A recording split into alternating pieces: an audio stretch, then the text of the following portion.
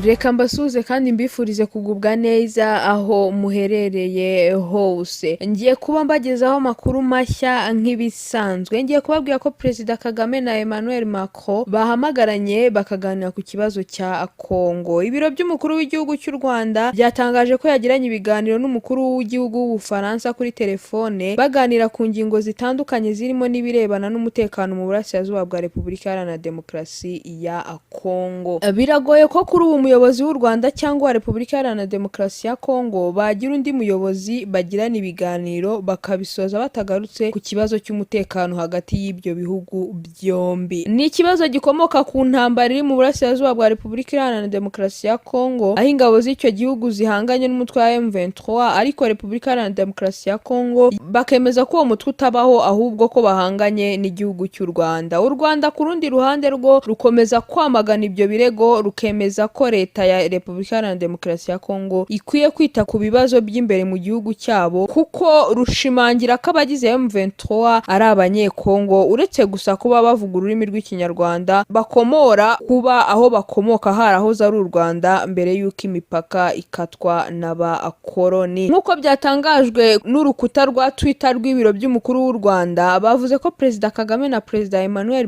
bagiranye ibiganiro by'ingirakamaro mu gitondo aho abakuru b'ibi bihugu baganiriye ku bufatanye bw'ibihugu byombi. Ibiganiro by'aba bombi kandi ngo byibanze ku bibazo biri imbere mu karere birimo n'icyo mu burasirazuba bwa Repubulika Iharanira Demokarasi ya Kongo, bashimangira ko hakenewe igisubizo cya politiki ndetse bakaba banashimye ingamba ziriho zigamije gushaka igisubizo zirimo ibiganiro bya Rwanda n'ibya Nairobi. Umubano w'u Rwanda n'Ubufaransa kuri ubu abasesenguzi bemeza ko umeze neza nyuma y'aho icyo gihugu cyemeye uruhare cyagize muri Jenoside yakorewe Abatutsi. Icyakora kiracyanengwa kugenda buhoro ku bijyanye no kuba cyata muri yombi abakoze iyo Jenoside yakorewe Abatutsi bakihishemo. U Rwanda rukaba ari kimwe mu bihugu byumva neza icyo M23 irwanira kuko ruri no mu bihugu bicumbikiye impunzi zakuwe mu byazo n'abo mu mutwe wa FDLR kuri ubu nabo bari mu ihuriro rirwanya M23. Ubwo yabazwaga niba u Rwanda rutera inkunga ya M23, Perezida Kagame yasubije abaza nawe impamvu abandi badatera inkunga uwo mutwe. N'u Rwanda kandi rudahwema kugaragaza impungenge ruterwa no kuba leta ya Repubulika Iharanira Demokarasi ya Kongo yarahaye ibyimbo abo mu mutwe wa FDLR, nyamara umugambi wabo wo kuva kera ari uwo guhirika ubutegetsi bw'u Rwanda ukaba utarahindutse. Kuri iyo ngingo yo gukorana na FDLR ho bisa nkaho leta ya Repubulika Iharanira Demokarasi ya Kongo idafite icyo kubikoraho, cyane ko mu bihe bitandukanye igenda yivuguruza.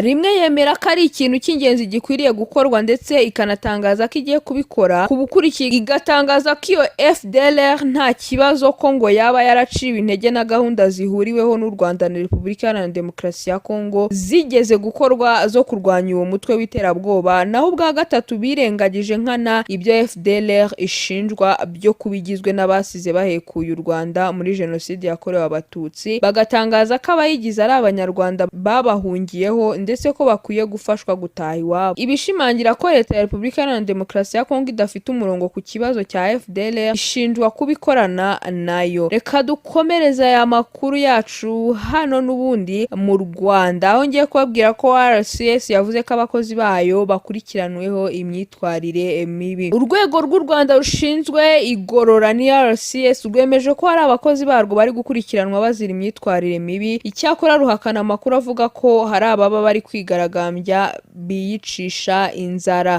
Kuva ku munsi w'ejo nibwo hatangiye kuvugwa amakuru y'uko haba ari abakozi ba RCS batangiye imyigaragambyo yo kwiyicisha inzara bavuga ko bafungiye ubusa mu gihe kigera ku mezi 5. Amakuru yavugaga ko abo bacungagereza bagera ku 135 batangiye uko kwiyicisha inzara ku wa 19 Mata uyu mwaka, aho bafungiwe mu ishuri ry'amahugurwa rya RCS riherereye mu karere ka Rwamagana. Umuvugizi wa RCS CSP Kubwimana Therese yemereye itangazamakuru ko hari abakozi bayo bari gukurikiranwa bitewe n'amakosa bakoze mu kazi, agaragaza ko ari ibintu bisanzwe bibaho nk'imwe muri gahunda y'uru rwego yo gukebura abaguye mu makosa igihe cyagenwe cyarangiye bagasubizwa mu kazi. CSP Kubwimana yavuze ko aba bacungagereza badafungiye mu igororero rya Rwamagana nk'uko hari abagiye babitangaza batyo, ahubwo ko bari mu ishuri ry'amahugurwa i Rwamagana. Ku bijyanye no kwicisha inzara kw'aba bakozi, uyu muvugizi yavuze ko ibyo nta bihari ndetse ari amakuru adafite ahashingiye ishingiye na cyane ko ari gutangwa n'abatarebwa n'icyo kibazo. Umuvugizi wa RCS yavuze ko abanyarwanda bagomba kumenya ko RCS ari urwego rwihariye ifite ububasha bwo guhana mu buryo bwihariye ku buryo uwakoze amakosa ukurikiranwe imyitwarire idahwiswe yakosorwa. CSP Kubwimana yavuze ko uko gukurikirana abagaragayeho amakosa gutandukanye na bimwe bisanzwe byo gukurikiranwa n'inkiko, kuko nubwo abari aho ngaho abakibarwa mu kazi anahembwa kuko abakiri umukozi. Yemeza ko ari ibintu bisanzwe ndetse nta mategeko byishe kuba wakoze amakosa yakurikiranwa kuko atari ubwa mbere bibaye. Yongeye kwibutsa ko iyo bibaye ngombwa ko uwo mukozi adasubizwa mu kazi kubwo amakosa yafashe indi ntera ajyanwa mu nkiko. Gusa yongera hati mu by'ukuri twebwe icyo tuba tugamije nuko umuntu yitekerezaho agahindura imyitwarire yiwe.